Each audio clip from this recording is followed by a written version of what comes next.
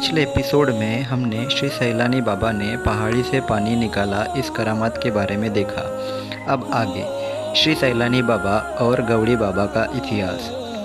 आजकल हमेशा खुश मिजाज में जीना यही सुखी जीवन का मूल मंत्र कहलाता है।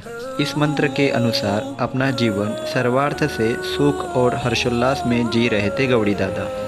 हर रोज़ शहर के पहले ताज़ा दूध से भरी गागरी की कौड़ी लेकर जंगल के रास्ते से गौड़ी दादा पीपलगांव सरई जाते थे। एक दिन खेतों में बांधों से गुजरते दूध की कौड़ी कंधे पर लिए पगडंडी से गौड़ी दादा चल रहे थे। बाग जाली पार करके गौड़ी दादा डेरेदार जामुन के पेड़ तने थम गए। जामुन तले ऊंचा पूरा नौजवान पहलवान हरे रंग की शॉल लपेट इबादत कर रहा था। ध्यान में डूबे फकीर नौजवान को आकर्षित करने के बहाने गौड़ी दादा ने जोरों से गागर ठनक कर आवाज़ लगाई। 2-3 बार कौड़ी को पत्थर पर ठनक दिया, परंतु किसी भी बात का नौजवान पर कोई असर नहीं हुआ तो नाराज़ी से पीपलगांव सरई की तरफ चल पड़े। अब हर रोज़ शहर के धुंधले समय पर जामुन के तले इबादत करते हुए फ़कीर का नज़र आना गौड़ी दादा के लिए नई बात हो गई। नित्य वही बैठक, वही ध्यान मुद्रा और वही चेहरे पर निखार। एक दिन गौड़ी दादा एक छोटे दूध के गागर को नम्रता से पहलवान के सामने रख दिए।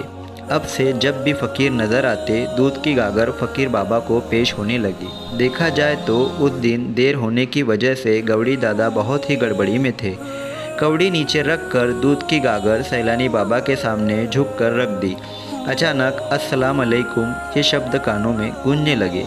बड़े अचंभे से गौड़ी दादा ने नज़र उठाकर सैलानी बाबा से नज़र मिलाई। श्री सैलानी बाबा ने बड़े अंदाज से पूछा, दोस्त, समय समय पर मुझे मिठास भरा दूध पीने को दिया, लेकिन इसका हिसाब क्या हुआ?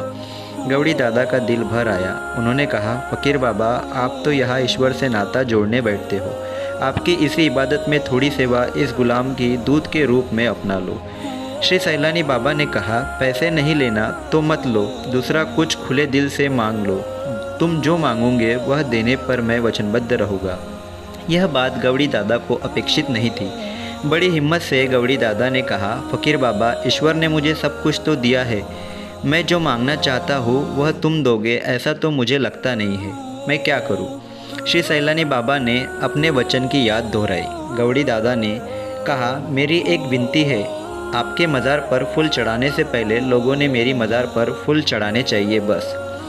तुम्हारी विनती और मांग भविष्य में सही समय आने पर घटने के पश्चात निश्चित पूर्ण हो जाएगी। चिंता मत करो, ऐसा विश्वास श्री सैलानी बाबा ने गौड़ी दादा को दिलाया। एक आम आदमी की सादगी का उचित सम्मान रखते हुए अपना वचन निभाने के अंदाज से भविष्य में होने वाले मंजर का ठिकाना उस ज़मीन पर रेखांकित हो गया। आज भी श्री सैलानी बाबा का सैलानी गांव में रंग पंचमी के वार्षिक उत्सव में गौड़ी दादा के मज़ार का दर्शन होता है और बाद में श्री सैलानी बाबा के मज़ार पर फूल चढ़ाने का रिवाज प्रचलित है। तो ये था सैलानी में बसे गौड़ी दादा से गौड़ी बाबा बनने का इतिहास।